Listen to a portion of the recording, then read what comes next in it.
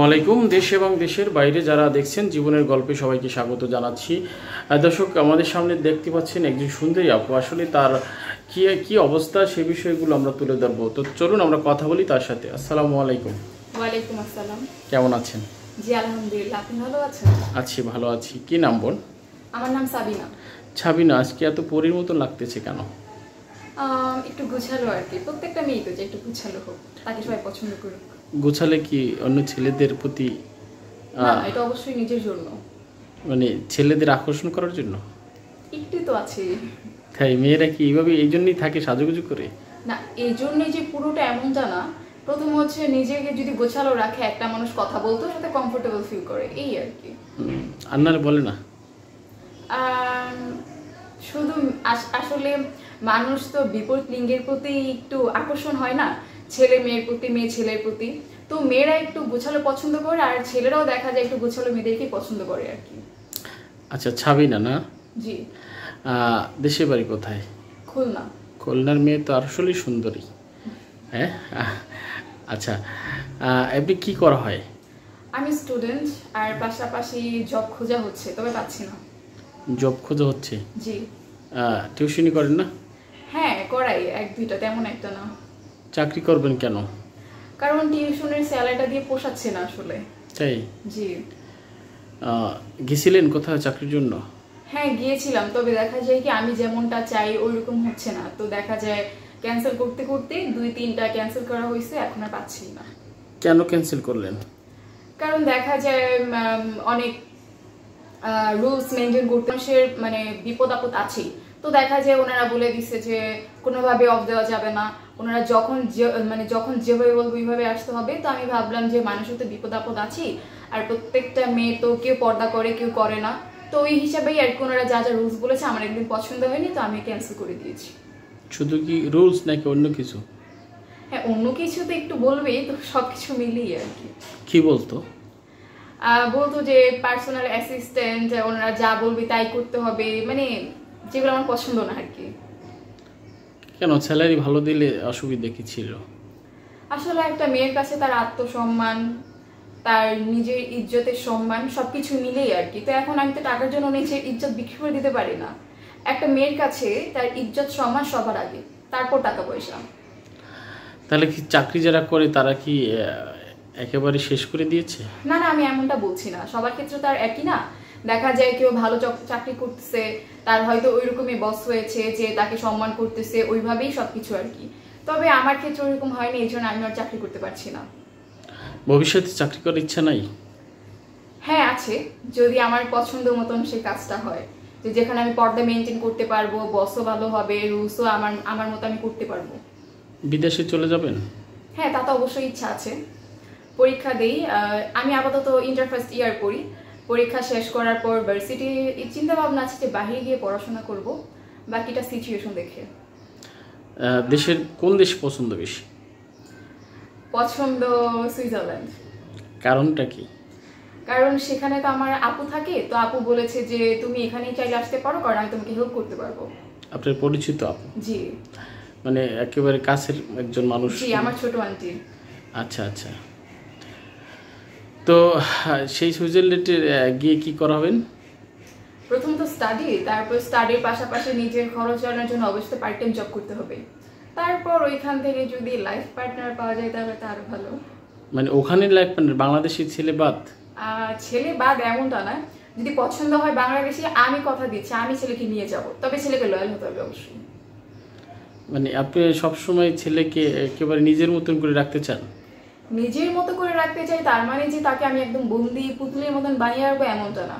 সে অবশ্যই তার মতন চলবে, তবে আমারও তো কিছু পছন্দ অপছন্দ আছে, সেগুলো তো মেনে চলতে হবে।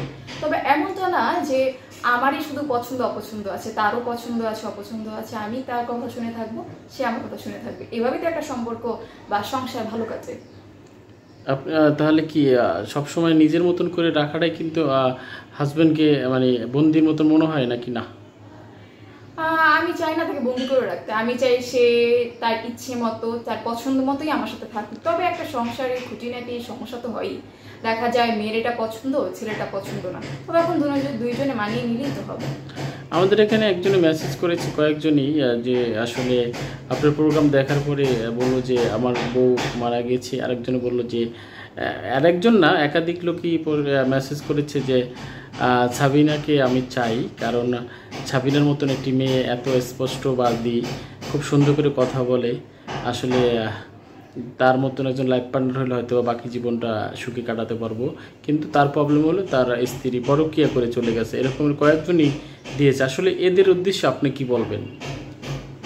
এদের উদ্দেশ্যে এখন তার ওয়াইফ মারা গেছে তার মানে এই না তার লাইফটা নষ্ট হয়ে গেছে, অবশ্যই তার লাইফে কোনো না কোনো মেয়ে আসবে, আমি না হোক অন্য কেউ। এখন আমাকে মানুষকে পছন্দ করবে এটাই তো স্বাভাবিক। তবে কথা হচ্ছে কি, যেহেতু আমি আনম্যারিড, পার্সোনালি আমি চাই একটা আনম্যারিড ছেলেকে বিয়ে করতে, কারণ দেখা যায় তার ওয়াইফ মারা গেছে, সে তো আর ইচ্ছে করে মেরে ফেলেনি, আল্লাহ তাকে নিয়ে গেছে, হয়তো তার সময় হয়ে গেছিলো, এইভাবে তার মৃত্যু ছিল। তো এখন কথা হচ্ছে যে যেহেতু ওয়াইফ ছিল, ওয়াইফের পছন্দ অপছন্দ থাকে, এখন কোনোভাবে যদি সে তার ওয়াইফের পছন্দগুলো আমার মধ্যে খুঁজতে চায় তাহলে তো সেটা হবে না।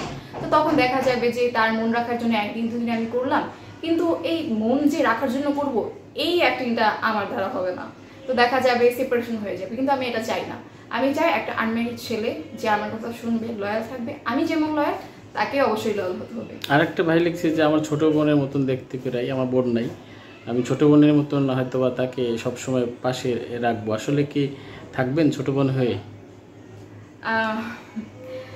যদি ওনার সাথে কথা বলে আমার ভালো লাগে যে হ্যাঁ ভাইয়া হিসেবে ঠিক আছে, তাহলে অবশ্যই থাকবো বোন হিসেবে। কয়েকদিন আগে আমরা দেখছি জল্লাদ শাহজাহান কিন্তু ছোট বোন বানিয়ে তাকে একটা মেয়েকে বিয়ে করছে, এখন বিশাল ঝামেলায় আছেন।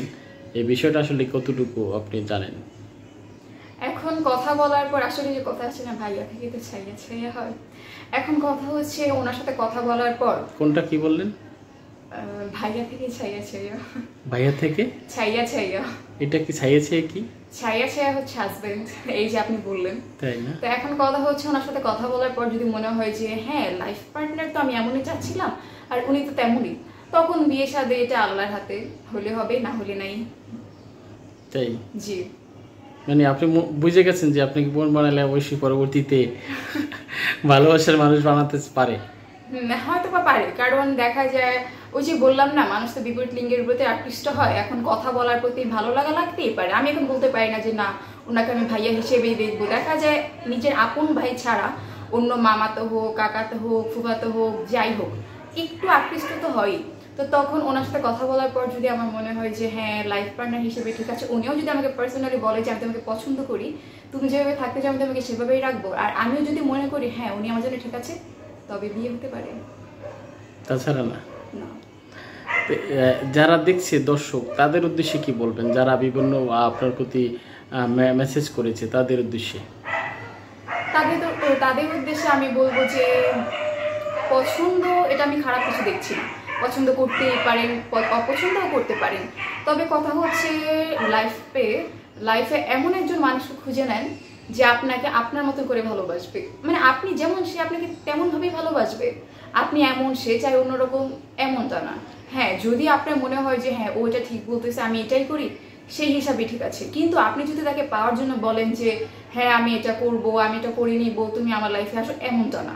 যদি এমনটা হয় দেখা যায় একদিন দুই দিন করবেন, তারপর আপনার ইচ্ছে করতেছে না, তারপর আবার সেপারেশন, যেটা আগেই আপনাদের হয়েছে, আর সেই কষ্টটা আপনারা বুঝেন।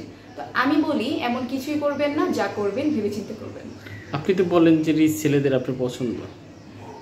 হ্যাঁ তা বলেছি, রিচ বলতে কি যে আসলে টাকা পয়সা না থাকলে তো ওই ছেলেটা মেয়ের ভরণ পোষণ চালাতে পারবে না, আর প্রত্যেকটা মেয়ে চাই বিয়ের পর সুখে শান্তিতে থাকতে, কারণ মা বাবা চায় মেয়েটাকে খুশি দেখতে। আর যদি টাকা পয়সার জন্য মেয়ে কষ্ট পায়, মা বাবা তার বিয়ের পর মেয়েকে টাকা দিয়ে চালাবে না, তো তখন তো তার হাজবেন্ডেরই দরকার টাকা পয়সা দিয়ে চালানো। এখন হাজবেন্ড যদি আমাকে হাউস ওয়াইফ রাখে আমার তো আর কিছু করার নেই। হ্যাঁ আমাকে যদি জব করতে দেয় তাহলে না আমি করলাম, কিন্তু আমার সন্তান হওয়ার পর আমি কি তখন জব করতে পারবো না। তো আমার সন্তানকে সময় দিতে হবে, হাজবেন্ডকে সময় দিতে হবে, শ্বশুর শাশুড়ি আছে। তো আমি বলবো একটা ছেলের অবশ্যই তার ক্যারিয়ার দিকে ফোকাস করা দরকার এখন।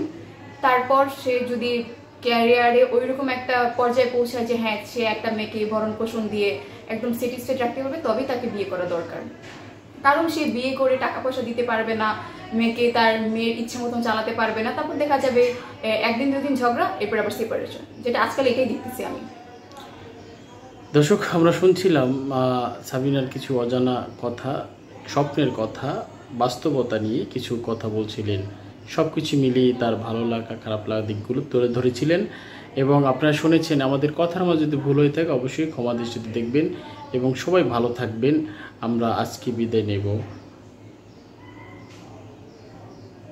দর্শক, আপনারা শুনছিলেন সাবিনার খুব মন থেকে কিছু কথা, যে কথাগুলো আসলে না বললেই নয়, যে কথা কেউ বলেনি এমন কথাই কিন্তু তিনি বলছেন। তো সবাই ভালো থাকবেন। আমরা আজকে এই সাবিনার কাছ থেকে বিদায় নেব এবং যাবার আগে একটি কথাই বলবো, আপনারা যারা এই প্রোগ্রাম দেখেন সবার প্রতি দৃষ্টি আকর্ষণ রেখে বলছি, আপনারা ভালো মতন যাচাই করে তারপর একটা সিদ্ধান্ত নেবেন এবং যোগাযোগ করতে চাইলে অবশ্যই পারবেন। আমাদের নাম্বার আছে, আমরা চেষ্টা করবো তাদের সাথে যোগাযোগ করে দেওয়ার। কিন্তু টাকা পয়সা, বিয়ে শাদী যা কিছু করেন একান্তই আপনাদের ব্যক্তিগত ব্যাপার।